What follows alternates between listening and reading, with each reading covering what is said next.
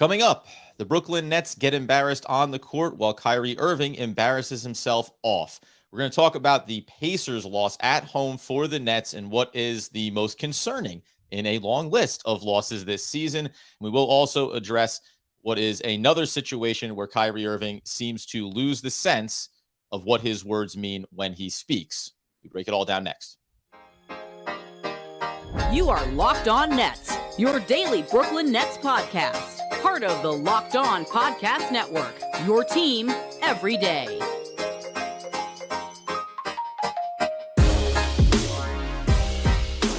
Brooklyn,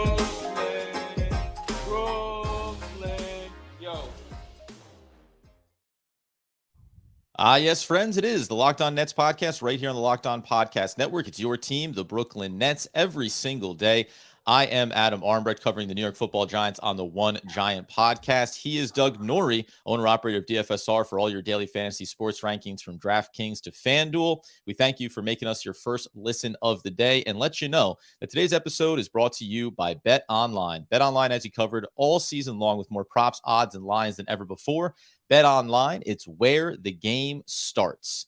And where we start, Doug, as we're going to stay focused on the basketball game first and what I think ends up being a little bit of a global conversation 6 games into the season and what is not working for them. We will, on the back end of this episode, address Kyrie Irving's comments. And as we say at the top, there's a situation where he seems to continue to give bad sample sizes in that area. But we are primarily a basketball podcast. So go ahead, Doug, because it's a long intro for me. How are you feeling? I mean, there's better ways to spend Saturday nights. I'll tell you that. It's terrible. I don't know another way to describe it. There's very few ways you can sugarcoat this. We could probably spend a few minutes and drag out some numbers that'll tell, try to put a little bit of icing on top of this cake. But for the most part, it's been awful in basically every sense. 1-4, you try to drum it up to who they had to play to start the season, and they had a rough schedule out of the gate. That you can't use that excuse anymore when you're at home playing a Pacers team who's basically trying to lose and off a back-to-back on a back-to-back, and they come in and they just look like the best offense in basketball. They drop 125 on you with almost no effort, shoot 50% from three. Some were tough looks, whatever. It's embarrassing. It's an embarrassing loss for the Nets. There's no other way to say it. This actually might be the most sort of fired up / demoralized I've been since we've been doing the podcast for years now. I can't remember a time after a single loss, because even the KD and the foot on the line, at least they had made it to the conference, semifinals or whatever. It's right. Game 6. Everyone looks like they hate each other. You got Kyrie in the news. They can't stop anybody. Everyone's looking around. They can't make shots. The defense is terrible. The third worst defense, or the third worst plus minus in the league right now. They're 1-5, last in the East. Yeah, it's 6 games in, but at some point, even through 6 games, you want to look at something and say, hey, I can hold on to this. I can hold on to this thing. This thing's going really well. We just need time. This thing's going really well. I'm sure those things will come in time, and I'm sure, 10 games from now, we'll have something else to talk about. But my God, it's so bad. It's so bad. And if you're a Nets fan, and I feel for all the Nets fans out there, if you're a Nets fan that's been telling yourself a story for the last couple of years about why things are the way they are, and there's always a story. This team is full of stories. It's a never-ending line of woulda, coulda, shoulda, right?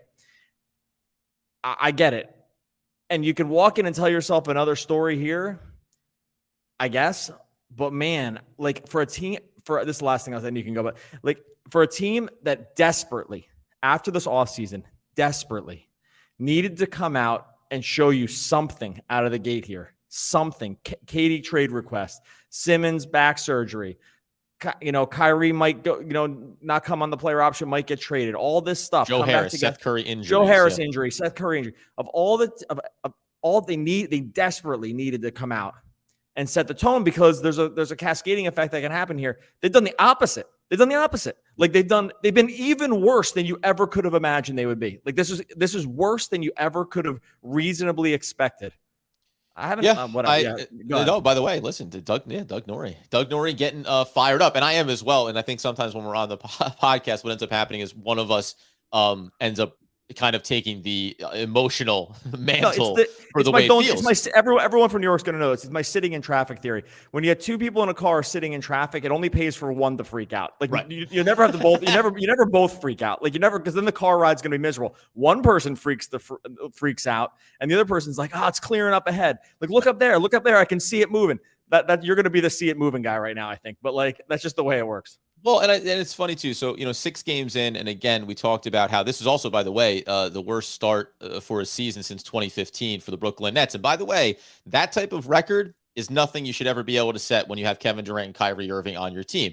So they start the season 1-5. I think one of the things now is that, to me, we may 10 games from now, 20, 30 games from now, look back at this in the rear view of, man, that was a lot of traffic, but we made it through to the open road and things are going a lot better. However, I think inside of these first 6 games, it's all of the things that no matter how much better it may get, I think you'll always be able to come back to the start of this year, coming out of the offseason, needing to, as you said, have a great start to the year to put all this other stuff behind them. I think we're just going to look back to it and say, like, yeah, all of the tea leaves were there. All the tea leaves were there for why this thing was going to be a really rocky road, even if you do end up stacking up some wins. Things can change, and we said 15 to 20 games, that's still the sample size that I want. However, when it's the Indiana Pacers, that's where a game like this becomes inexcusable to lose, because it just looks like it looks like everybody, maybe you all could care less. Maybe everyone could kind of care less about this. And it's inside the start of a season where what have you gotten? You've gotten the consistency from Kevin Durant and Kyrie Irving from an offensive perspective, but that isn't something you can say, well, you're getting that. Like, yeah, that's automatic. The things are supposed to be automatic. You have, it's about where are the other pieces and other components here. And there's a lot of things to look at, health and otherwise. But this was just, this is one of those games that you can't really come out of it singing anyone's praises or finding silver linings or talking about things that they did that could look more successful down the road. It was all bad in this one. To say nothing, might as well mention Miles Turner didn't even play in this game. So, there's even worse looking when you fall to the Pacers. Come off of Sorry. The only positive here is that the Miles Turner didn't play and light the Nets up. And then we would just get, 7,000 messages about why Miles Turner is the center they need. Oh, just again, that's the only benefit here. Yeah. The problem with the Nets start here, unlike say, okay. So unlike a team, like let's say the Warriors started 1-5, right? No one would be freaking out because they just won a championship. No one's going anywhere. Like the team's solidified. Really, like most teams, you run down the NBA. Most teams actually, if they started 1-5 with this kind of thing, you'd have question marks about their season, but you wouldn't have like nuclear option, like disaster floor outcomes, right? Because name any team and I'll tell you why that wouldn't be the case. It's like, Bucks start 1-5. Great. Giannis and Drew aren't going anywhere, right? So like they got to go figure it out. The problem with a 1-5 start for the Nets and why this team has like spiral possibilities that most teams in the NBA don't have, right? Most teams don't have the ability to spiral down into the lagoon the way the Nets do, just into the abyss, because they're sitting on this absolute razor's edge of their superstar, 4 months ago, just asking to leave town. And you band-aided it together in the offseason. Who knows what was said or what was promised, but that's still there. And unlike most other teams in the NBA who aren't just sitting there, breathlessly waiting to see if someone's going to just do the same thing again, the Nets are in this place. So like it's this really, really terrible situation they're putting themselves in where they've lost all the games, they've looked bad doing it, and they're sitting on this possibility of like, they can't just be like, hey, we'll pull it together because we're all in this together. It's like, we might, or this guy might ask out, and this guy might want to be trade. Kyrie Irving, like in a contract year, maybe he's starting to look good as a trade piece because they got to get him out of town. And like, this is the last time to extract value on that contract. Like the Simmons thing, they'll never trade this contract the way he looks right now. Durant might just look around the room and say, no, thanks, but no thanks. Like gave it a try. We're 1-5 or whatever and can't beat. We just lost to the Pacers. Like no other team has this downside on their list of outcomes, or most don't, right? Right. They don't have like the if tree here goes way further out than most other teams, which is the other reason they desperately needed to start off the season strong. And again, There's no other way to put it. They've done the exact opposite. Like, it's been worse than you ever would have reasonably thought, right? Like, even on our worst outcomes, be like, hey, through 6, what are we looking at? 3-3, about even point differential.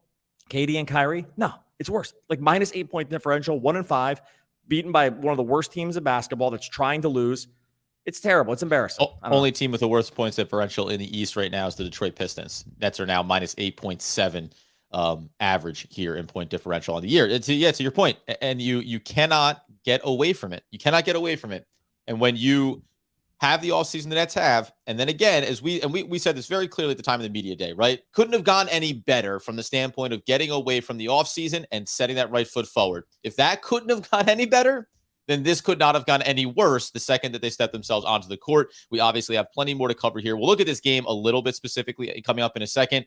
But again, this feels at least 6 games global that we're kind of taking a look at this Nets team with some fear around what could be coming down the corner.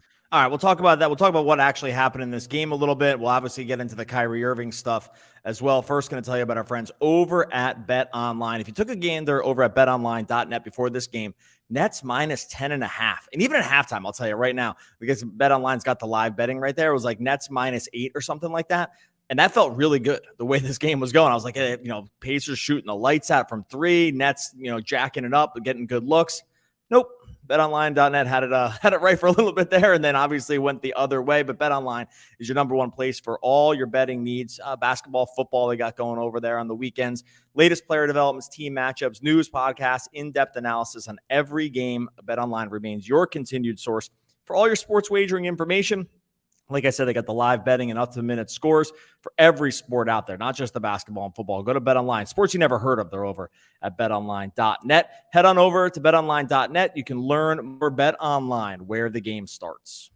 And of course, we thank you for making the Locked On Nets podcast your first listen of the day. For your second listen today, why don't you check out Locked On Sports Today? From the games that matter the most to the biggest storylines in sports, you go beyond the scoreboard and behind the scenes with local experts and insights that only the Locked On Network can provide. Locked On Sports Today, available on all apps, YouTube, and wherever you get your podcast needs fulfilled. Okay, when we talk about this game then specifically, it's funny too, because as you said at halftime, maybe you're looking what's going well. I'm getting excited. Yuta Watanabe's in the rotation. It's all coming together here. And one of the things that I thought I'd be pointing to was something we've talked about, managing minutes for the superstars and still finding a way to be successful. Kevin Durant only attempted 4 shots in this game in the first half. And that was, I thought, hey, you're still in the game. Kyrie Irving's having a good offensive showing tonight. All right. He can turn it on in the third and fourth quarter, get that volume up and take things over, because you have the 2 best players on the court at all times in this game. And that never got there. So some of the things that I was looking at as here's a little positive. They only get to count if you win the game. Now, instead, we look back and say, Kevin Durant not taking more shots in the first half is maybe a part of the problem and getting the Nets out to a bigger lead over the Pacers, that you try to bury a bad team early. Yeah, I actually don't have a problem with the shot selection in the first half. I thought the shot selection was basically perfect. I mean, they had a million wide open threes. They just didn't make any of them. They were shooting way above expectation for this season in terms of their overall shot attempts. Like on the season, I had this down before. On the season, they've been averaging 34.5 threes a game. They were on pace for like 39 in the first half because they were jacking up, and they all looked good. I mean, all those Curry, Harris, the Mills ones, they were all, so many of them were just completely wide open. They just didn't make them. And, as sitting at halftime, the Pacers are shooting like 55% from 3. Nets were shooting like 33% or something like that. And I felt very confident at that point. And I was with you on the encouragement around Durant's 4 shots. And I'm actually not going to change my stance on that, only because I did think that the attempts were really, really quality. Yeah, now, I was fine with it. With it. And I was like, this is great, man. They're finally, Simmons and 4 shooters. Like, this is what we're going to be looking at. This is like, we're going to trade 3 for 2 every time with these teams. Like, this is going to be amazing. I'm like, in some ways, the Pacers shot so well that I think they just like willed themselves to believe in winning the game, right? Like, they could not miss.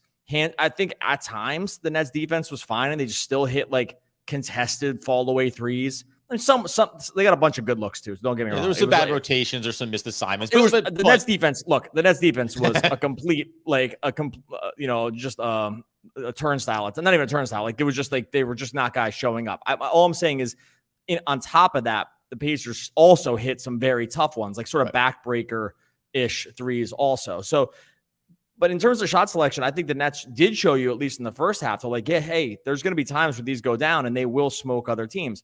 They just didn't. And then another third quarter where they just can't come out of the tunnel. They lose another third quarter. It was only by 1, but this should be a team that you're absolutely stomping. They have to stomp this team.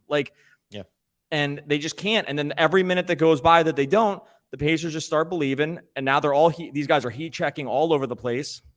With Mathurin and Duarte and Hield, these guys, and Halliburton, like all these guys, they can really shoot.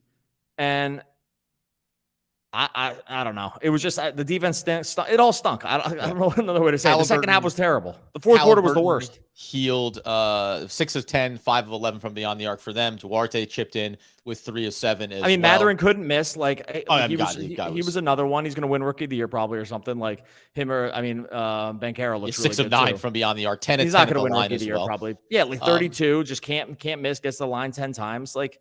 Everyone's just having career games. I don't know. I'm so you can hear it me. Have you heard me this fired up? I'm so fired up. Like I can't. No, you know what it is too. It's because it's the reaction to the patience and the perspective of like it's going to get there and we're going to start to see it. And this is the game. Like this is the tipping point game. You're patient for these first 5 games. You're willing to go the extra mile. You see the matchups. You know the quality players. Then you get to the Pacers game, and it's just now it's a dumpster. Like in this game, right in this moment, it just feels like a total dump. Because you're sitting here looking at a team that has no business competing, and yet, even to your point, the first half didn't feel bad, but you should be up by 10 over the Pacers. Like you should just be up over the Pacers. You should win the first quarter by 5 to 7 points, even if they have a run, as the NBA always does have. You should always be able to be pushing them back. You should always be able to rely on your best shooters. When you look inside too, so Kyrie Irving's the only guy I think in this one that played neutral. He had plus minutes from Morris, but it was only 5. So he's the only guy that plays neutral. Everyone else is in the negative.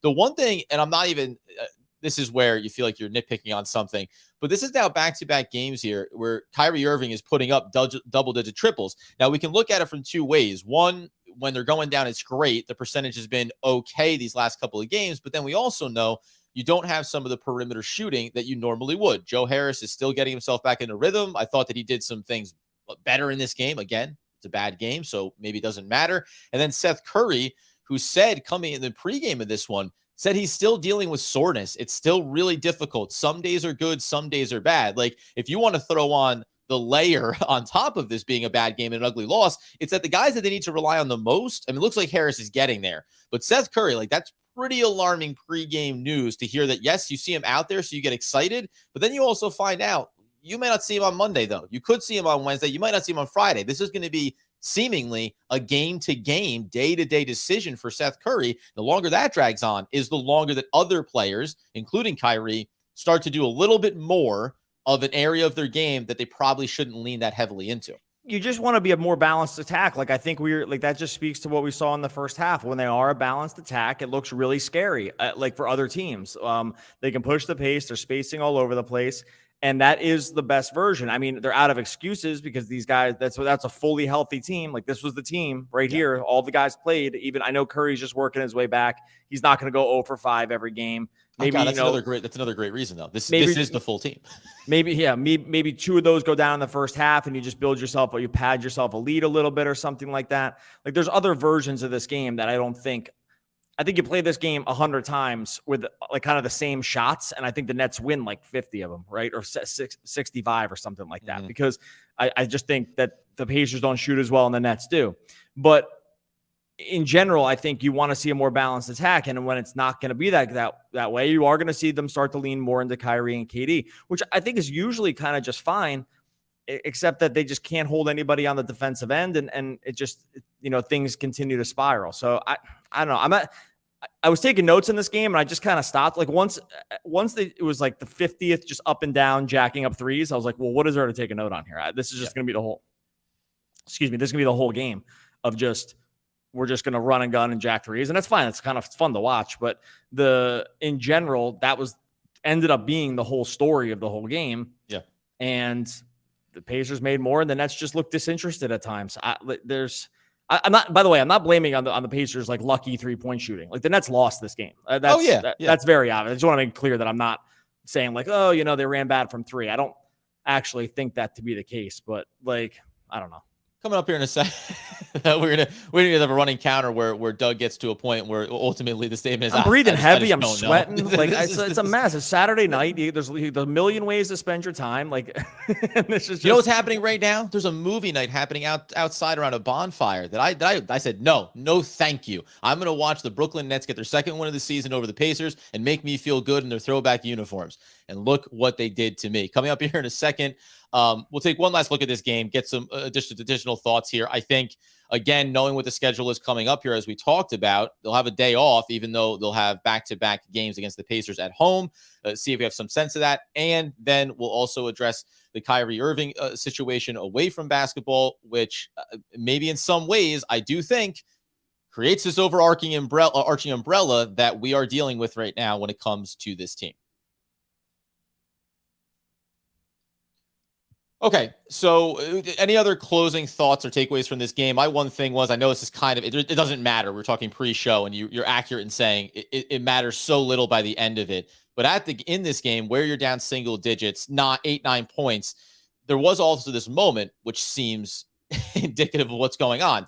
Kyrie Irving goes for a steal on the defensive end. He doesn't get it, takes the chance. Now, you can say one of two things. You can't take that risk there, which is what Richard Jefferson said on the broadcast. The other side of it is, we're even going to win this game no matter what you did, so who really cares? However, on the back side of it, Kevin Durant was seen standing and looking over at Steve Nash saying, what happened? Because seemingly there was an intent and a play and an intention there defensively, and Kyrie went rogue. I'm not condemning Kyrie in this game for this one play, but it feels like that thing of maybe we had some strategy in mind. Maybe we had intention in this game overall, and you end up looking around at one another and at the coaches and back at the players and just saying, what did we not do? What were we not able to accomplish here? I think for Kevin Durant and Kyrie Irving, guys at that level, they look at themselves and say, how am I? I'm me. I'm Kevin Durant. Like, I should not be losing this game to the Pacers.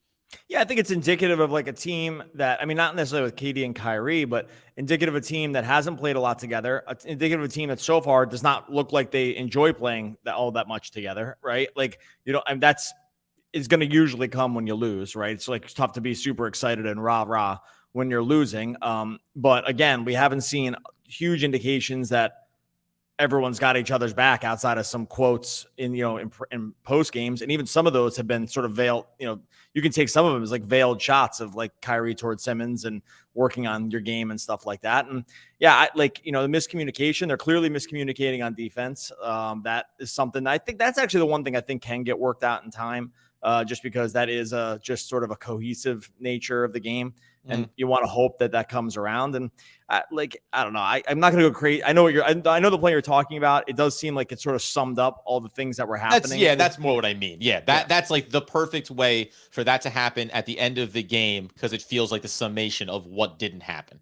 Oh, real quick too, we never said this, but thanks for everyone that tuned in on YouTube. We got a ton of people here. If you're listening to the podcast, this podcast is live on YouTube right now. And as always with these episodes, which we didn't say at the beginning, we close off the regular part of the podcast, and then we just kind of talk for a little bit longer, bring some questions up, because people are just absolutely peppering chat with this stuff. If you want if you want something read, just put at Locked On Nets, and we can try to answer some of your questions. Try to keep it clean too. So make sure you do that. And like I said, if you're over on the podcast, that's one thing you're missing. Just go over to YouTube and grab the whole episode. Yeah, let's talk Kyrie real quick before we close out this episode. You want to just sum it up real quick, or I mean, we can. Yeah, we're being brief with this, not because it's not incredibly stupid is going to be my opening statement about this on Kyrie Irving's part, but mostly because we do primarily focus as a basketball podcast on what the team is doing on the court. However, Kyrie Irving recently on social media tweeted out links to a book on Amazon, to a movie on Amazon, which is also based on a book, 2018 film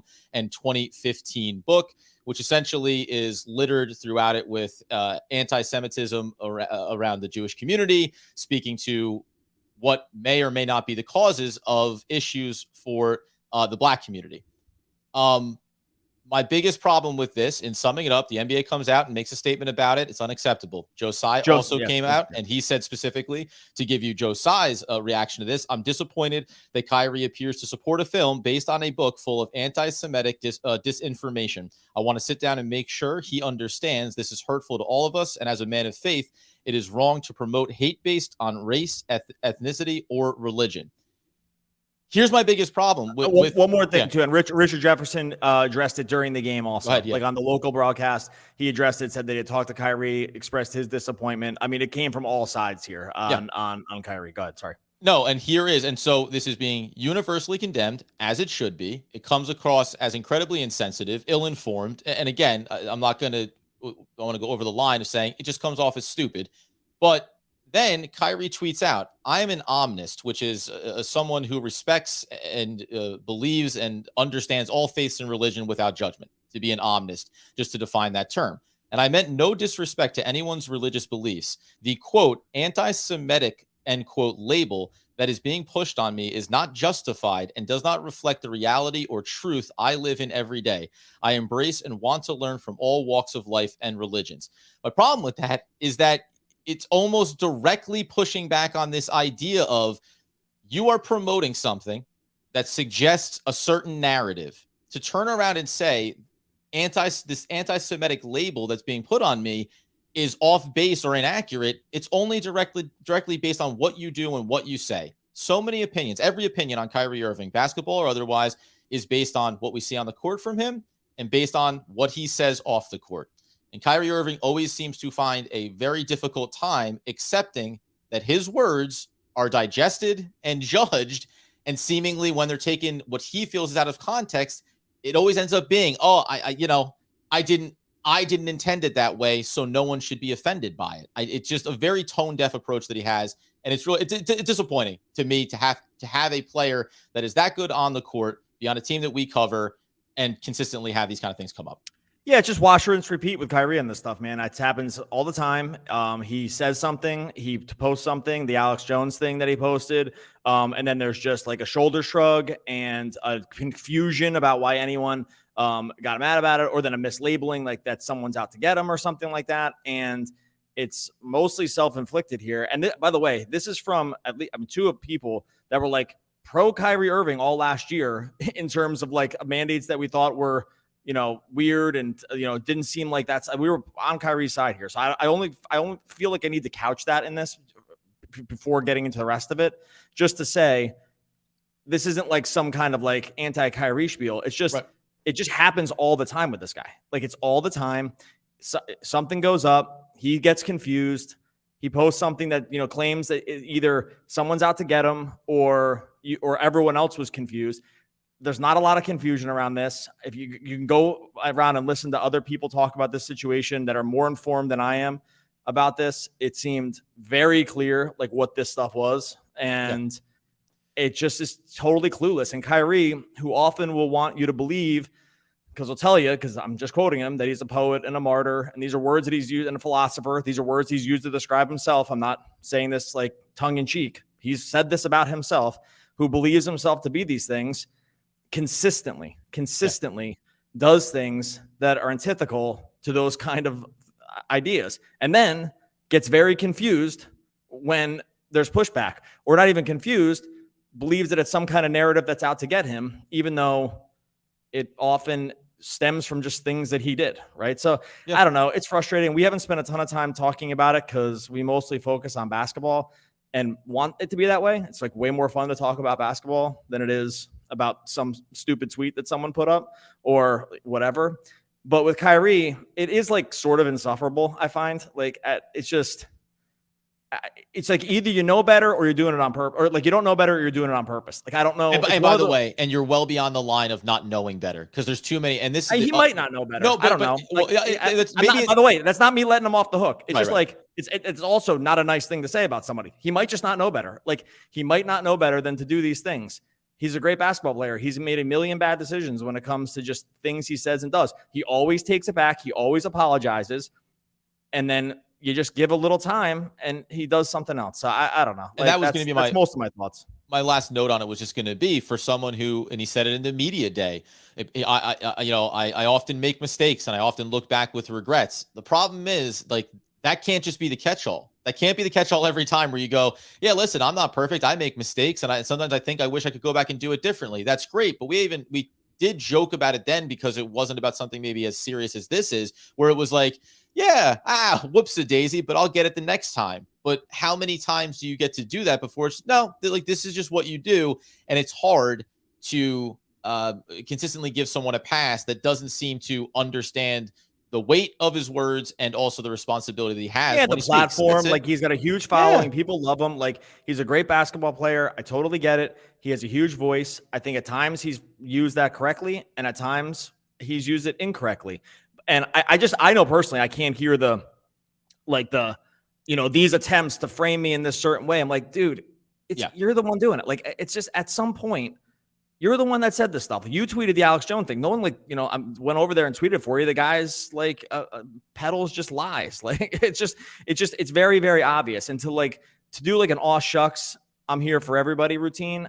He probably believes it. And maybe that is like the truth. He believes it. But like, at some point, it's indefensible, right? Like, you can't defend it. And it's just like, my eyes just roll all the way into the back of my head with some of these quotes. I mean, you and I have said a lot, talked about this a lot, but it's just a person, I think, that feels like he's deeply enlightened and feels like he's deeply, connected to something. And maybe he is, but it just doesn't come off that way. Yeah, the application of that, it certainly comes off in very confusing ways.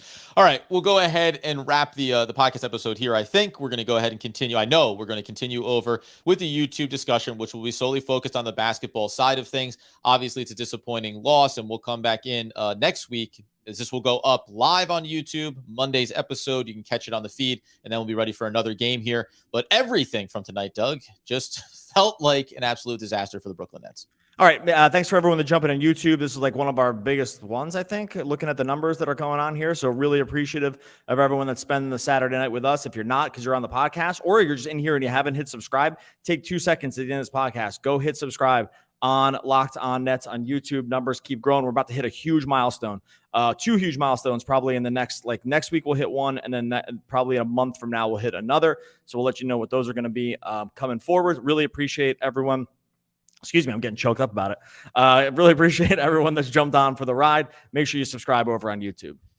And hey, I haven't been happy for 1 minute in my entire life. Arthur Fleck. Oh, coming again with the old sequel on that one. One of the all-time great poets. We'll be back again. Another uplifting movie. We'll be back again tomorrow, next week, talking more Brooklyn Nets basketball. And welcome in to the podcast show. This is going to be arguably our most difficult post-podcast show, Doug, because this is the most disappointed that we've been in this team to this point. As we say every time, if you're in the chat and you have a question, throw up the @LockedOnNets so we can just see you in there. I'm sure that there's been plenty of chatter going on here throughout the course of this episode. One of the things we didn't talk about in it, because there's a lot of reasons not to cover every aspect of this game, but Nicholas Claxton now over the last couple of games, it's like now the minutes are down. Now he's kind of back to looking a little bit more like he did last year. And it was one of the things that early on, like, I didn't want to see this happen. I didn't want to see him trending, it's not even him, just that circumstances. He's not out there as much, and he's not getting the double doubles. He's not giving me the 15s and 10s anymore. And that only further compounds, I think, the frustration at the start of this season too, certain players and expanding their roles. Well, I'm wondering if we're going to see a starting lineup change at some point, because they're clearly staggering him and Simmons' minutes after the first run, right? So those guys really aren't playing all that much together after, except for like the starting out of the starting 5. Right. So I do wonder at some point if they do just make a change. I don't think they will, because like other teams' starting centers are usually in there during that time. It pays to have a body, even if you're giving up like, it pays to just have like one of your bigger bodies just to be able to defend the starting center, because that's when even teams that only do this in a limited fashion, like Dallas when JaVale McGee plays, right? Like, he plays 15 minutes a game because he plays the first 2 quarters, the first quarter and the third quarter, and that's it. Like, so, but it's very clear that his minutes are coming as Simmons's minutes increase here. Like, then like those are coming almost 1-to-1 off of Claxton, right? Yeah. And so I think that that's probably going to be a trend. The numbers with those two guys on the court together are terrible. I didn't look after this game, but they're not going to have really improved. So it was really bad. I mean, the starting five numbers were the worst 5-man group in the NBA that had played more than 40 minutes together. That was before this game. Right. The net rating was horrendous. There was like 27 other lineups that had played more than 40 minutes together in the NBA. That starting five of Kyrie, KD, O'Neal, Claxton, Simmons was the worst net rating. And it's pretty hard to do when you have Kevin Durant and Kyrie Irving to be that bad, but they have been. So I don't know if they make a change, but I do. It's very clear that those Claxton minutes are coming as they play more Simmons because they want to play Simmons and they just can't play together. Yeah, and I still like to find them a way just to keep his minutes up, right? Need not be in that starting lineup. But again, it's a delicate balance here as you're trying to figure out ways to get better offensively and find the right combinations on the defensive end as well. Let's hit up a couple of questions here as we've got Wesley coming in. Is it just me who feels the defensive liability of Simmons at the 5 outweighs the good of the offensive versatility he brings with 4 shooters? Stretch 5 options, ? So we'll leave the last part off there, but stretch 5s, but just functionality of Ben Simmons, right? And that's, I think we've talked about this though. The offensive end, is he getting a little bit more rhythm, and what's the best way to use him? We said this the last couple of episodes, I think, about maybe getting the ball out of his hands a little bit more on the offensive end and letting him play off a little bit. You said it. You liked the Ben Simmons and 4 shooters on the floor. It's just, again, when the shots don't go down, then it makes it look like it's a bad recipe. Yeah, like I think there was a world where we're probably not complaining about this because I thought that looked really good. I mean, the spacing was incredible in the first half. They ran. I took my notes on the computer tonight, not my notebook, so I gotta get it. Yeah, Simmons. They ran a Simmons, Harris, Curry, KD, and Royce O'Neal lineup that looked like there was just oceans of space in the lane because you have those 4 guys standing around and you have Simmons orchestrating the offense. They got a million great looks in that lineup, and they just didn't go in. Like I said, Curry was 0 for 5 during those stretches, and that's just not a recipe to win.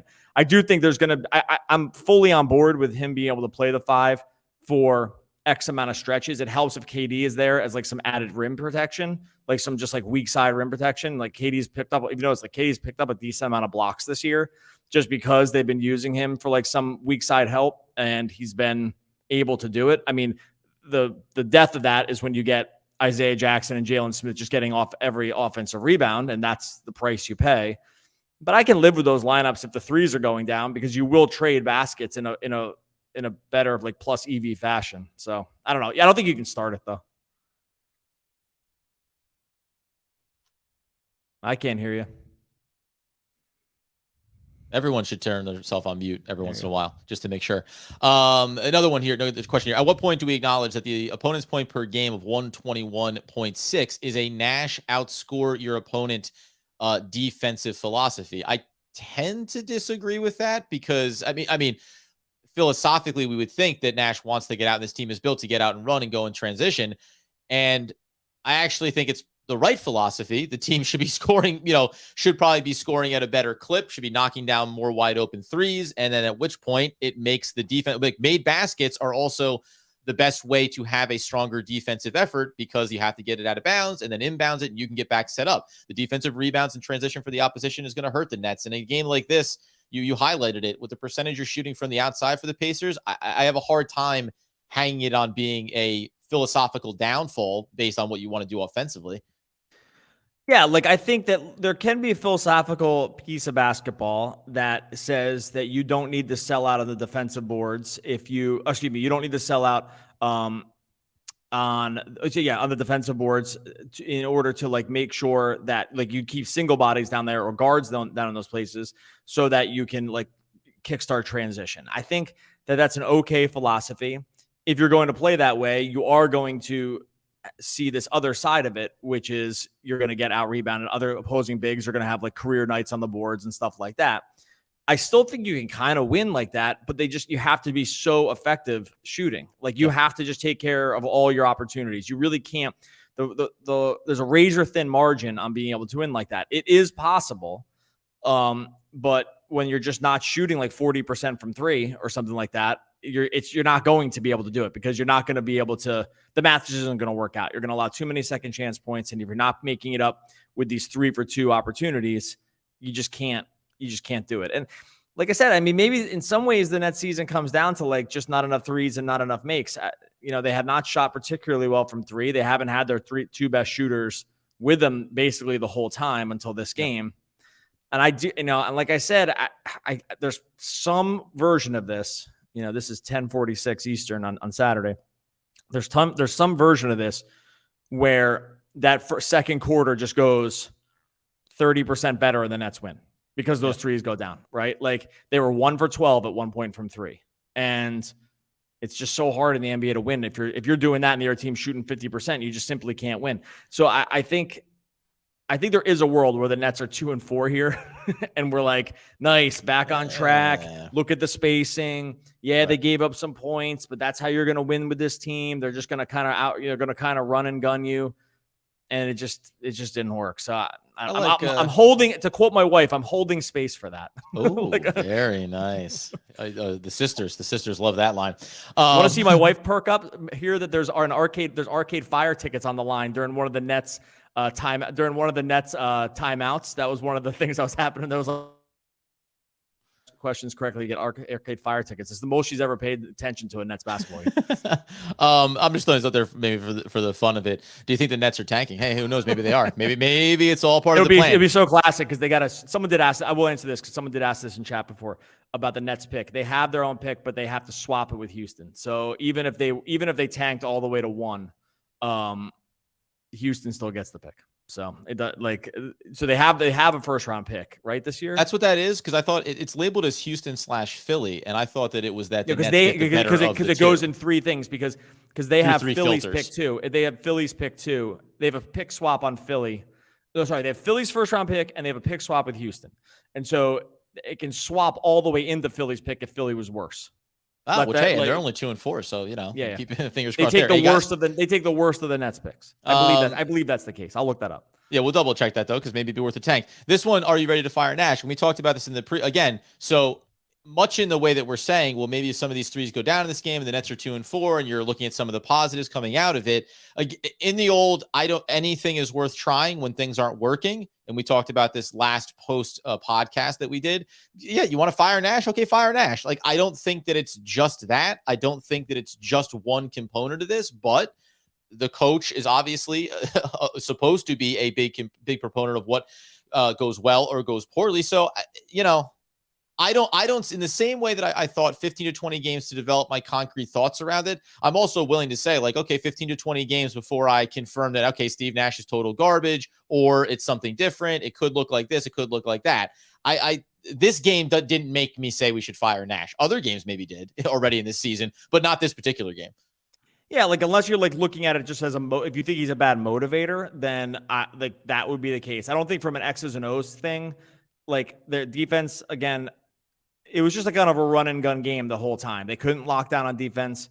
And I think they played, smaller at times because they could against this team.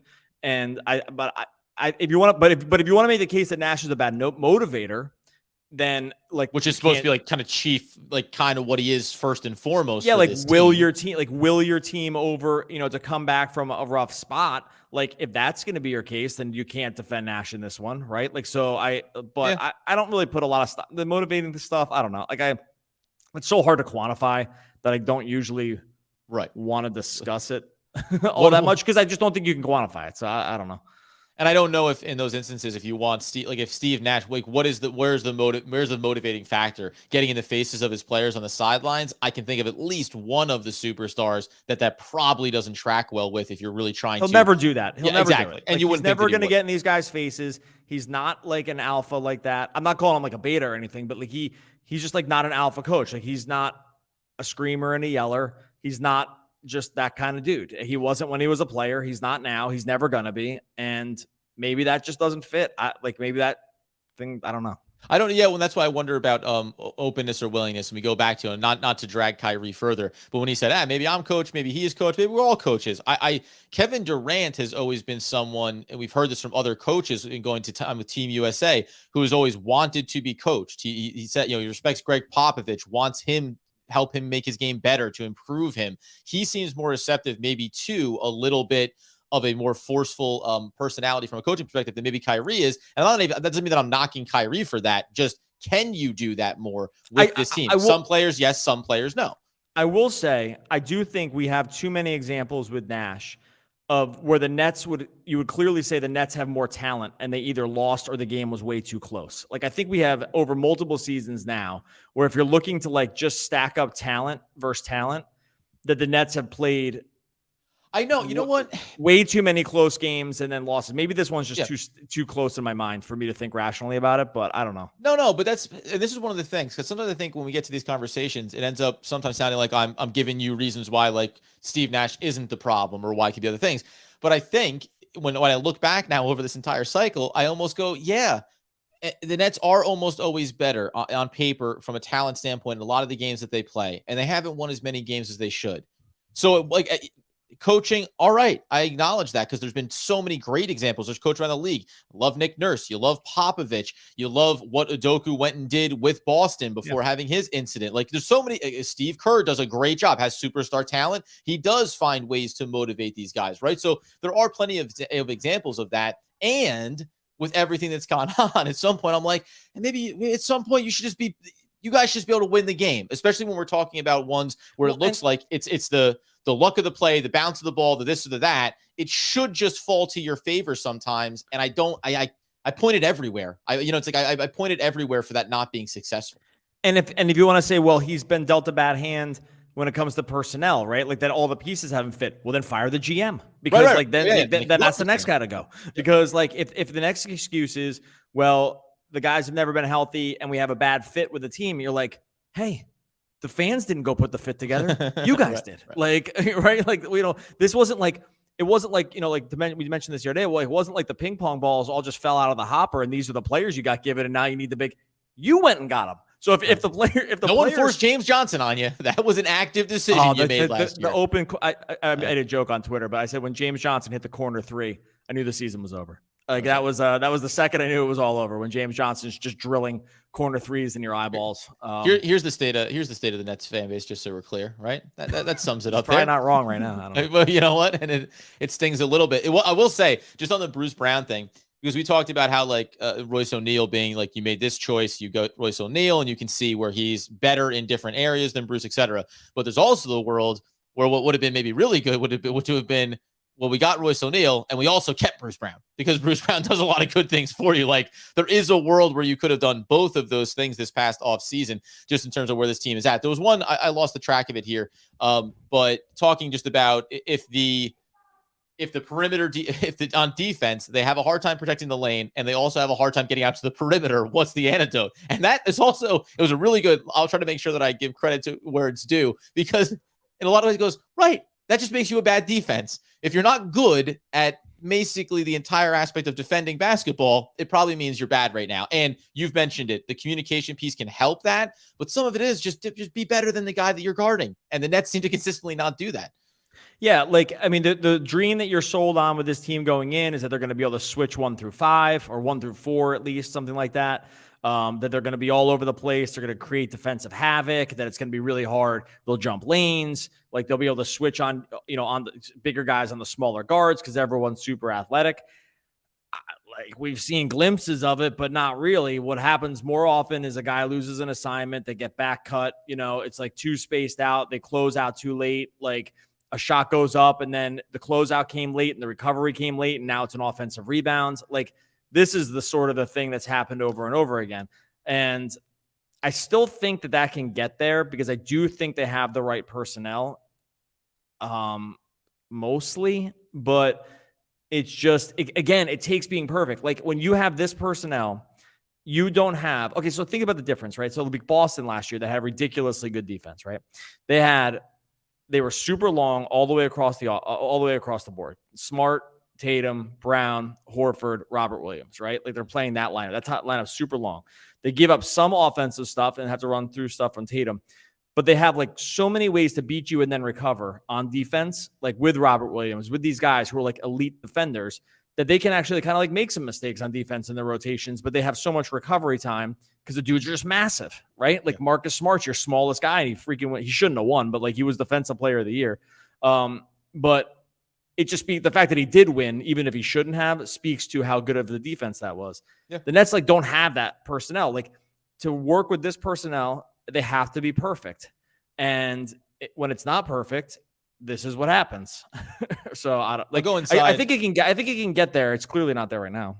Oh yeah, and again, like coming in on a post game, losing to the Pacers, it's pretty easy to look at things as pretty doom and gloom, and also 3-4 games from now, maybe it'll feel different if they win 2 or 3 in a row. But the reason it feels like doom and gloom is because the things that happened in this game and why they lost are the things that happened in the first 5 games and why they lost. And it just happened to against an actual bad team. This is why it feels doom and gloom. It's like, it wasn't because, they took the night off and sometimes that's the way the schedule works, whatever. But it's like, no, all the stuff that we saw in the first games about why they lost, which you kind of attributed to hey, these other teams are good and that's gonna be the problem. Well, now a bad team did the same things to you and you still lost. Yeah. Right. And like, that's why it feels more doom and gloom. The one thing that I want that we were talking about coming into this game, coming out of these last couple of games, Seth Curry gets back. You have Joe Harris, and we did kind of see the 1-to-1 in terms of minutes. Curry plays 18, Joe Harris plays 24. Watanabe also got 13. A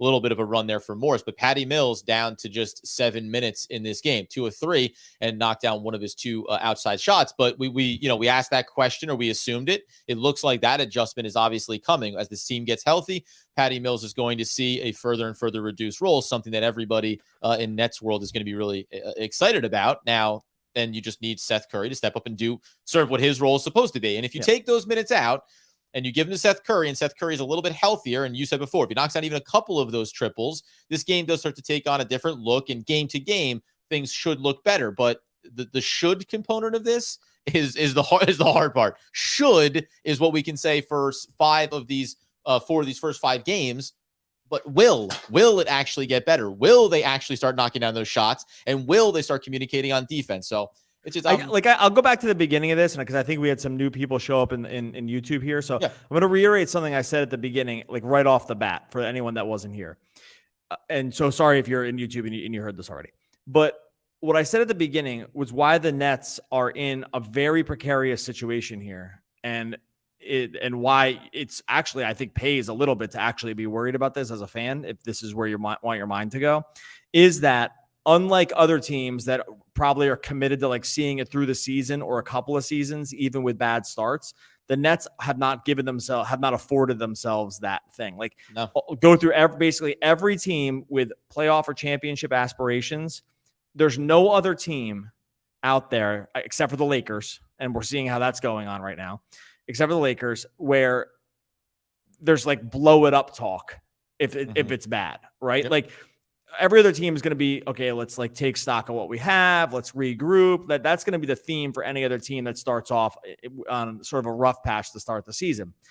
Teams like the Lakers and the Nets are not in this situation. They are in a situation where we might be now, not LeBron because he can't get traded this year, but where we just had a guy ask out. We got another guy who is sort of, I was going to call him mercurial, but I don't know. He's in a contract year. He's playing well, but we've already had some off the court stuff with him right now. Right. Like they have blow it up territory in their wheelhouse, unlike most other teams. And I think that is the other reason it never pays to worry about anything, but why worry might take on a different feeling among this fan group than it does any other fan group, because there is extreme downside here. Yeah. Every 5 games from now, KD asked that, like let me put it this way.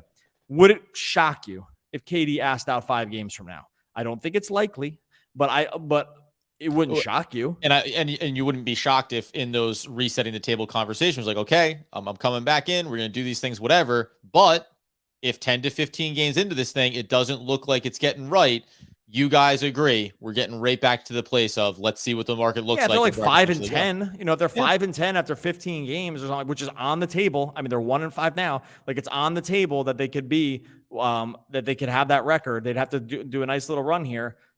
But I'm just saying that like other teams don't live with this downside risk. Yeah, they're just living in a totally different world than any other NBA team. And unlike the Lakers, who actually just can't blow it up unless they traded AD because they can't trade Russ. Like the Nets actually have guys that could be traded, and that is why it just puts on the table. I'm not saying it's going to happen. I'm just saying that they're just living in a different world than the rest of these NBA teams. Yeah, disappointing seasons happen, but this would be the end of a quote unquote era if things don't go well. Yeah, and like when the Hawks had a good season and then just slept walk last season, and then didn't make the playoffs. They weren't trading Trae Young. Exactly. That's right. That's exactly right. They were like, hey, we'll reload and we'll kind of figure it out. But they weren't going to just go and the possibility of them trading their best player did not exist. The Nets have that possibility on the table. Yep, for sure. And so we'll see. Obviously, we'll keep an eye on that and see if our content and coverage has to take a little bit of a different approach as we work our way through the next couple of weeks. I don't think it's going to happen soon. I'm just saying. No, but one other interesting one too, though. I like that you feel offended, Gary. I feel offended as a Nets fan that Cam Thomas hasn't been getting any minutes. I know he can be a defensive liability, but if he needs help offensively, isn't he our guy? Yeah, I'm championing you, Gary, because I am offended that that he's not playing. What I will say about this is, and this because it can be a bit of a also perspective on the organization overall too, right? So remember, you and I talked about at the time of the draft when we didn't know what the Nets were maybe going to do. You're going to have these multiple picks. They end up taking Cam Thomas. They get Day'Ron Sharpe, and you think, okay, these are guys that you liked, a microwave scorer, a developmental big that maybe can start to stretch the floor at some point. Fine. But these are choices that the GM made. So I do find it, and by the way, bringing back Patty Mills is also a choice that this GM made. But when you're sitting here and you go to the offseason and you think about, we're going to go bring in an Edmund Sumner, we're going to bring back Patty Mills, we know we need Seth Curry to get back there. There is something to the fact, regardless of what you or I may feel about Cam Thomas and what his ceiling is, there is just something to, you are in year number 2, you were a first-round pick, and as it stands right now, you're buried on the bench when the team, in theory, like Patty Mills minutes are available for anyone. You would think that Cam Thomas would be in that group. And at this moment, and by the way, I'm fine with it if the coaching staff is saying we're asking certain things of him and he's not doing them yet, so he doesn't get the reward of playing. That's okay. But it's another disappointment here that you don't see him on the court. Yeah, like it's going to be, I mean, that's a lot of season left to go here, but there's no development happening, right? Like he's not playing at all. He's completely buried. He's the last guy on the bench. He's sitting with Kessler Edwards right now as the two guys that just aren't going to play at all. And I mean, at some point, maybe he goes to Long Island. I don't know what they're going to do. I guess he can't with the two-way. I don't know I'm not even sure he can do that. I should look that up. Either way, I am a little surprised we haven't seen him at all. Even with like when they were playing without Curry and when they were playing out without Harris, it makes me think something else has like gone on. I mean, it probably hasn't, but like he was playing like somewhat consistently last season, even and especially when they're down guys like effectively at the shooting guard position. I know he doesn't do what those guys do because he scores differently, but I am a little surprised. I mean, not now because those guys are back, but leading into this, I'm a little surprised we haven't seen him. But that does make me think that like either there was a regression at some point or there's a disagreement about like what should be being done or what kind of player he should be.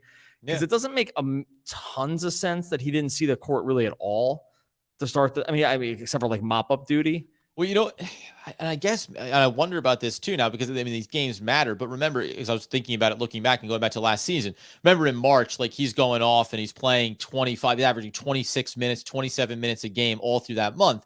And then he follows it up in April and he only plays 10 minutes, right? And then he follows it up with basically 10 minutes to close things out as well. So like there is technically some path here, some track record of this of saying, his bigger chunks of playing time really came when there was injuries and necessity. And you thrust him in there. It came during all that COVID stuff. And like, exactly. So you get these big, by the way, Kessler Edwards too. And we don't think about Kessler the same way because he's second round pick and everything else. So maybe it is also a little bit of that too, for the fan base. It's a reminder.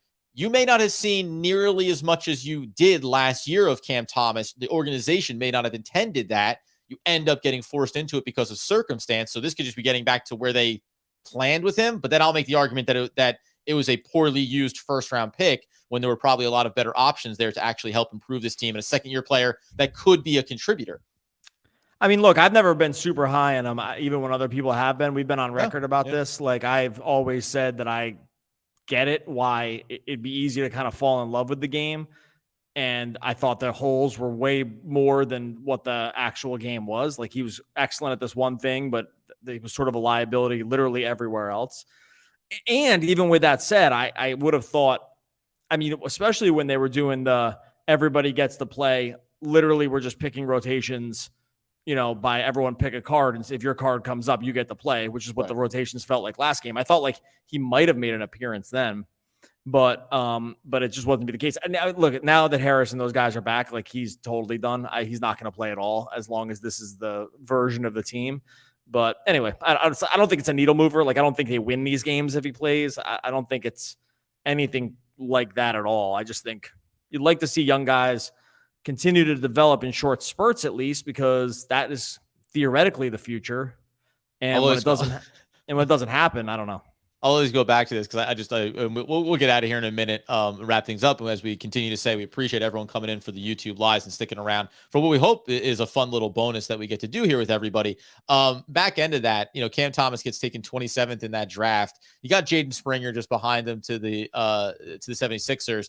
The Jazz ultimately goes to the Grizzlies. Aldama, who was playing, having a heck of a Aldama. He's starting for the Grizzlies now. And this is always my biggest one because I remember at the time I look back at it and I go, and also 35th overall in the second round. So that's two opportunities to take him. Didn't do it. Herbert Jones to the Pelicans. So there are that one. Yeah, I get it. And these are a very big caveat is the easiest way to look back at things is after the player has had success, then you look back and say, who could have taken him where? And you pick out the one guy in the second round that made it, and he's he's awesome.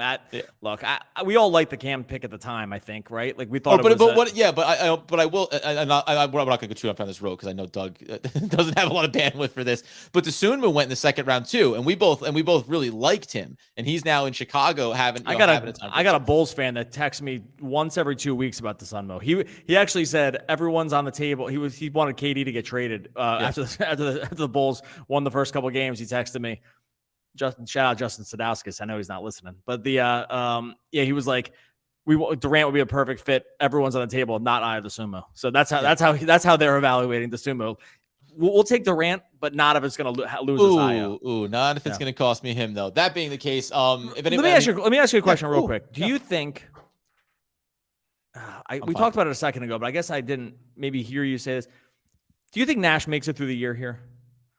Like, do you think you got to make a bet right now? Do you think when the final whistle sounds at the end of the season, whenever that ends up being for the Nets, do you think Steve Nash is the coach? I tend to think no, because that's always the first thing you do when things aren't going well is you fire the head coach, and it buys you another 20 games, and gives you some chance to try to save things. I'll just say, like, in this moment right now, I don't think that anybody makes it through this entire season. Like, this is trending in a very, we said it, this is trending in a very dangerous direction where the first domino is I don't even necessarily think it would be Kevin Durant, understanding where he would be coming from. I think the first domino is going to be Kyrie. He's playing at an incredibly high offensive level. The Lakers, that connection is there. The viability is for it. Like, you want to make things worse for yourself, Doug? Just imagine the world where the Nets are eating the Russell Westbrook contract and not having him play for the remainder of the season. I can't do it. I'm telling you right now. I'm going to be solo. Can't do it. Won't do it. But no, I won't be shocked. I'd rather just watch Kyrie the rest of the season. I'd much prefer. I'd rather watch Kyrie and just have him go. I think. Oh, you know what? So okay, let me because you asked that. I love watching Kyrie play. I hate the other side. Something what I mean? Like it's like I don't know. Oh no, listen. Again, basketball talents. I wouldn't love watching Russell Westbrook play. But you. My thing, I'll put one back to you, but the Steve Nash piece is like, it's fine, but I don't know, man. I think so. Everything has basically gone wrong for this franchise since they built up and were able to get Kyrie and get Kevin Durant. Nothing has gone according to plan. So at a certain point, so to your point about you'd rather just watch Kyrie Irving than ship him off and not see Russell Westbrook play at all, whatever. I would rather, like, if it's not going to work out, let's just call it a day, man. Like the hanging on, you and I talked about this off podcast a little bit too, about coming into the season where you want to reset the table. You want everyone to feel better. You want to give it the best go. You want to have a chance to win a title. And also, it's very rare that teams that have this much going on around them end up getting their acts together and winning a title. And at that point, unless they had done something before and they could kind of go to back get back. that. Yes, because people have referenced that about like the Lakers. They avoided trading Kobe, and but I was like, yes, but they had already won, right? Like teams that have track records like that can come back from it. The Golden State Warriors can have a terribly injury riddled year and not know, and guys are getting older and still say, nope, we're going to keep them all together. Why? Because we've done it before and we have a head coach that's done it before. Yeah. So the Nets don't have that example. The last time they had that type of quote unquote consistent success, you'd actually be pointing to the pre-superstar era for the team where it was like they were young and scrappy and sneaking their way into the playoffs. And that was quote unquote consistent. Let me say one thing about Nash here. This actually has nothing to do with his coaching. So this is actually coaching independent. I'm going to make this statement. And it's not even an opinion about Nash. This is just going to be the truth. If his name was not Steve Nash and it was just Joe Schmo worked his way up through the coaching ranks, Kenny Atkinson. guy, His name was Kenny Atkinson. And anybody, just anybody. Don't even put a name on this person. Just make this Coach X, who was not an X player and who didn't have a Hall of Fame career and is great, by all accounts, a great guy and a great X superstar, Pat Nash. If anyone else had these results, again, this is not even anything about his coaching. If you just looked at the results of what has happened here and they had this much strife, you're right. They would have been the first to go because this is always what happens. Right. What always happens in these situations is you fire the coach and you hope for some kind of like culture shift or a little shot in the arm or something like that. You hope because you almost never fire the players, right? Because that's just usually probably actually a bad idea. Or I mean, fire them and trade them in this case if they're not asking for it. But with Nash, it's just a record and results thing. If you had this much stuff going on with a guy and going on with a team, no coach would have lasted this long with this stuff because they would have just said that's what everyone does. Is the easiest change to make. The easiest change to make for a team where things are going weird is to fire the coach. It usually keeps going weird because there's something else that's wrong, like a la Frank Vogel and Darvin Ham and really every other situation that's ever come along like this. But what always happens is the coach gets fired because, again, you need to show that you're doing something. It's only because it's Nash that he's still here. And now this is the case for a while he'll stay because only because it's Nash might he just stay. And this is why that chicken or the egg thing where I said, hey, if it all goes sideways, I would say I almost think that now we know that there are players here. And by the way, even for Kyrie Irving, who opted back in, but he also in the media day said, went out to the market a little bit. Not a lot of action out there for me, but these are two players that were willing to go. If they could have gone, they would have gone this offseason. It didn't work out that way. So you also have these two players that are willing and ready to go. Now, Steve Nash, with all the struggles, why would he be willing to go? But the idea of Steve Nash is, he's committed to it. Sean Marks is committed to it. Joe Tsai is committed to it, right? In theory, right now, Kevin Durant and Kyrie are committed to this, but we know that's only hanging on by the wins and losses thread. And when there is, I'll tell you the one other problem here, as you mentioned this earlier, and fans have said this, if Ben Simmons is going to get his act together, then you got to trade him. Well, you can't trade him. Nobody wants him. You're not getting anything for him. So that actually further compounds the potential for this thing getting blown up if it doesn't get corrected, because you can't. Kevin Durant and Kyrie Irving, keep him. What are you going to do? You're just going to jettison Ben Simmons because it's not working out. You're not going to automatically replace it with something. So that's a big issue here for the Nets as well. You can't keep the guys that have had their problems, but are at least here for the moment. You're going to end up being stuck with, for better or worse, Ben Simmons and seeing these other superstars go, because Ben's not going anywhere in the short term. He has to get back to whatever level his ceiling is going to be now before you would even consider that being a viable option. I'm just going to change this topic here real quick because I was just something. Let's just assume I agree with everything you just said. This Kyrie Irving press conference went completely off the rails after the game here, and I think I can already tell what our next podcast is going to be about because maybe I'll try to get these quotes really fast while you vamp on something else. But he went at it with Nick Friedel from ESPN. He looks like he stood his ground on a couple of these things that he had said before, maybe even double down on it. We'll see.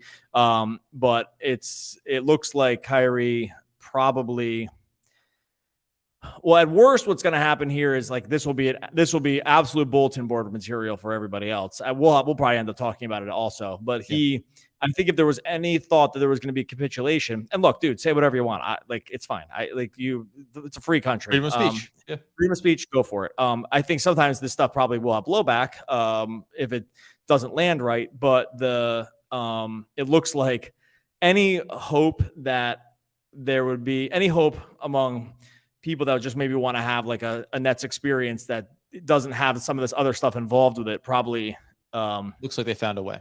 Ended probably with this. So See anyway, if I'll you- go see if I'll you go pull find up I'll here. go find I'll a couple of these quotes. I have yeah. right here. You can keep going on something else. Yeah. I'll briefly reiterate just what Doug is referencing there. I'll take a look over here in the comments again at Locked On Nets. If you have a comment that you want to get up there, we've seen a lot of Fire Nash tags, so I can appreciate that. That's not surprising in that regard. And then some calls for what they need to do going out and improving this roster, etc.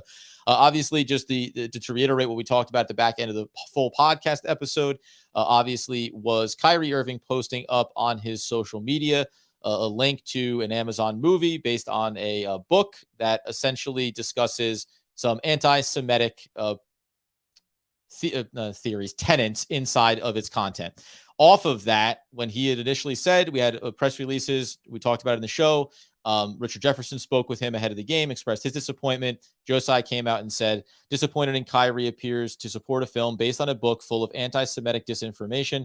I want to sit down and make sure he understands this is hurtful to all of us. And as a man of faith, it is wrong to promote hate based on race, ethnicity, or religion. And Kyrie did respond online with, I'm an omnist, and I meant no disrespect to anyone's religious beliefs. The anti-Semitic label that is being pushed on me is not justified and does not reflect the reality or truth that I live in every day. I embrace and want to learn from all walks of life and religions. So that was the table setter ahead of this game. What did we end up getting? What are we getting now at the back end of this press conference? Apparently not great. Well, it was just okay. So I'll just catch up real quick. So he ended up just kind of going back and forth with Nick Friedel. Those guys have had somewhat of a contentious relationship. I think that Nick Friedel has pushed back a lot of that stuff, and I don't always agree with his line of the way he's like kind of going about things either at times. So there's no defense of him. I maybe take it back. I guess it wasn't as inflammatory as I thought it was going to be. Kyrie just talked about. He doubled down about the Alex Jones thing, and he said that talked about occults and secret societies, and then said it's true. That's what he said back to Nick Friedel. He said those things are true, and reiterated that he did not stand with Alex Jones. That he was talking about. This is just what happened right now. That he was talking about something that Alex Jones had said before, not what Alex Jones had said about. He was a proponent of the Sandy Hook thing and just went through a major lawsuit around that. It's pretty tough to stand with that guy on anything I would probably say, but whatever. So he yelled at Nick Friedel that says, change your life, bro. And then he went on and said, I just had it. Sorry, I had it in front of me. Now I don't have it.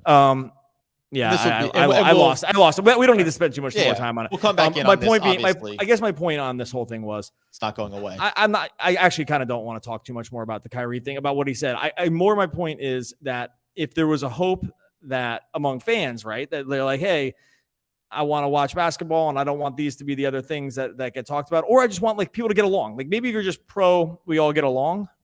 Like, right. That does not seem to be happening right now with Kyrie. So I actually wonder what will happen after this, because it's clear the Nets are not happy with this like line of, honestly, if I'm the Nets, I think they actually just, I mean, I'm sure they care about it all, but what they care about the most is just like having no issues. Right. And this probably just feels like another thing that they have to talk about. I think in the end, it's, you can stand with whatever you stand with, but I'm sure that like, if you're a media department or you run a team, you'd just rather not have this stuff happen. Like, right? You'd like there to be no questions to answer. I do wonder, there was obviously no punishment, and I don't know if there really should have been punishment for him for tweeting something. I think you should just be able to do that and not like face repercussions like with your job.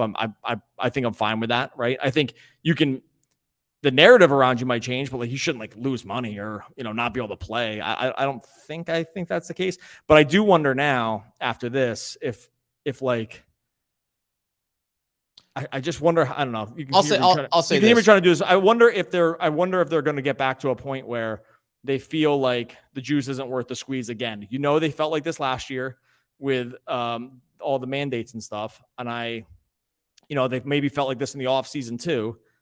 And I wonder if like this is just going to be another example for them of the front office being like, we don't want to do this anymore. Well, my big takeaway was going to be that it's, this offseason, we know it's Kevin Durant, the trade request, and having a discussion with the organization. There was also the conversations around the extension for Kyrie Irving and what the contract may have looked like. stipulations that they wanted to put in there. I'm sure some of it, and not stipulations around whether or not you have issues with media members or whether or not weird things, social media, your personal opinions or perspectives. I'm sure that wasn't explicitly spelled out, but essentially saying like, we want to know that you're in on this and you're in on being the model face of the franchise in a lot of ways, right? Because there's a world where we get through this year and Kevin Durant's going to be gone anyway, or we can't keep this whole thing together. And we've said this before, because it always happens every year. You cannot go a season without there being something going on with Kyrie, or multiple somethings going on with Kyrie Irving. Sometimes there's things that we cannot believe that he's doing. Other times it could be justified. We can understand his side of it. But every single year without fail, there are things that surround Kyrie Irving, and he doesn't seem to have any concern about shying away from that. And that, I think, is as much a problem that this organization has gone through over the last 4 years as anything. And this is, to tie a bow on our entire episode, Doug, this is just, again, this is the cherry on top of the disappointing start, the bad play, not having success, and the injuries, and on top of it, it all feels eerily similar to every other year for this. That's a good way to put it. Team. That's a good way to put it. It feels familiar. It's again like we said wash, rinse, repeat with some of this. It's like the whole team has just been like this. It's like it's just been one thing after another. And that's the case, by the way, for trading everybody, firing everybody, and having it be everything should be new. Doesn't matter if you love Kevin Durant, if you think Sean Marks is good or terrible, if you hate Steve Nash, maybe it all just needs to go because everyone coming back to the table saying, no, now we'll get it right. It doesn't look like it's ever going to. Yeah, I'm a proponent. By the way, if they're gonna clean house, like I'd be fine with it being everybody too. It's just like I think everyone's complicit here. I think that this is. I'll give you a great example. By the way, owner all the way down, Like it's everybody. By the way, the New York Football Giants, and they've managed to have a good start to their season here. But the last handful of seasons, it was always about, well, we're going to keep the GM, but we're firing the head coach. Now we have the next head coach, but now we're going to fire that GM, but we're still going to keep that head coach. Well, now that new GM is going to bring him his new head coach. And every time they did it, it created so much convoluted, different elements going on, so much misspent money, mismanagement. And when they finally did, they still kept the owner, which we all kind of agree was a problem too. But what they finally did was go, we're clearing it out, and it's going to be a GM and a head coach together, and we're going to try to move forward. Like, you do need to have things that are all on the same page, top to bottom. And if right now Steve Nash and Sean Marks might be on the same page together, but guess what? They're not having a successful track record either, just like the players on the court. Yeah, that's what I mean. Everyone's complicit. It's just organizational top to bottom. It's just all, I think there's been a ton of bad luck. There's been a lot of bad decisions. There's been a lot of doubling down on mistakes. Like there's just been, man, I didn't think we're going to get an hour and a half into this thing. We're probably going to cut this off here in a couple minutes here. It just been multiple seasons of it not working. But I want to reiterate, I think that it really actually to me shouldn't start with the players. If you're going to trade, yes, it's the only spot where I disagree with you. And I don't mean that Steve Nash should be given more leash than the players, that he should be kept and they should be gone. I don't think that any of these, that there's any point where I say we keep going back to this well with this. And again, I get it. You need the superstar talent to win. I understand that. Like, I'm not denying that that's just an undisputable fact. And also, it just hasn't worked with these guys. Like, I also have samples of Kevin Durant already saying, like, I don't want to be a part of this anymore. And I can respect not wanting to be a part of it. So, but I already know that he doesn't want to be here. We talked about this in the offseason. What's the guarantee? You blow up everything above the players, and then they don't like the new coach, and they don't like the new GM. Well, great. Well, here's the thing. The reason so you actually maybe made my point. That's why you do it. Because if the players are the most important, just in terms of product, right? Like the players to win, you're already in that situation now. So you actually run no risk. Like, you're already in the situation now where the guys maybe don't want to play for these. Let's just say they don't, right? Or we already know. So you're saying, but you would say, and I'm not saying this is wrong, but you would say, fire the coach and the GM, keep the players, new GM, new head coach. And even if that doesn't work out, their version of the team rebooting in another year would be relative.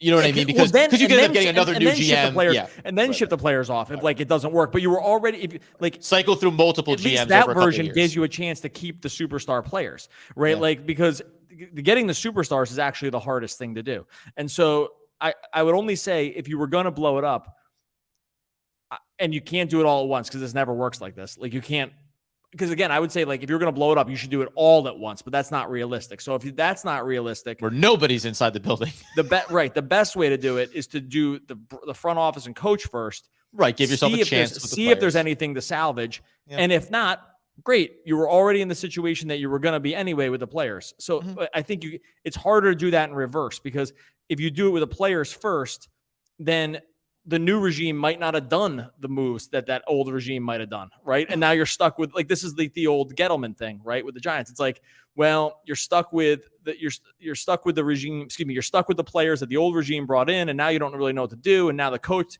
this wasn't the coach's guys, and stuff like that. And that's why, and that's probably why it ends up feeling like this thing is like riding down the tracks together, because it is they all have been a part of it together the whole time, right? Like, it's like, it is the GM, it is the coach, it is the players, and nobody wants to take full blame on any one individual side. And that's probably accurate, because everyone should be blamed. Good stuff, guys. I've had a lot of fun. How about you, Doug? Feeling filled like with life? Can't wait for that second game against the Pacers. Yeah, I really appreciate, I will say, everyone stuck in. I mean, this is our biggest YouTube yet. And, which I'm like a little not shocked about, but it's just great. And everyone just stuck, like the numbers kept climbing. We saw as we were going here. So it's just very, very cool. If there was one thing to buoy my sales, do you buoy your sales, wind in my sails, buoy my ship? I don't know. I'm not very nautical terms. Yeah. Something good's happening though, and he likes it. Yeah. So no, that is really awesome. Like, just because I think people want to come and talk sports, and we like talking sports, and in the end, we just like talking about the Nets. And even when it's not great, it's still more fun to talk about the Nets than talking a lot of other things. So yeah. In general, I think I'm very appreciative of everyone that we've seen in here in YouTube, leaving comments. Some people agreeing with us, some people disagreeing with it. That's great too. All for it. Like, leave comments in YouTube. We try to respond to those also. A lot of familiar faces in here. So anyway, I'm going on and on, but I just want to say to everyone that's still hanging in here in YouTube, really, really appreciative, and just makes it so that we know we're going to come back after every game, win or loss, for the rest of the year. Yep. Absolutely love it, guys. We'll be back again on the post game for the Monday night second attempt at beating the Indiana Pacers, and hopefully having a little bit more success. Got them right where we want them. We've lulled them into such a false sense of confidence to split that series. Idiots. We'll see everybody right back here next week talking all things Brooklyn Nets basketball.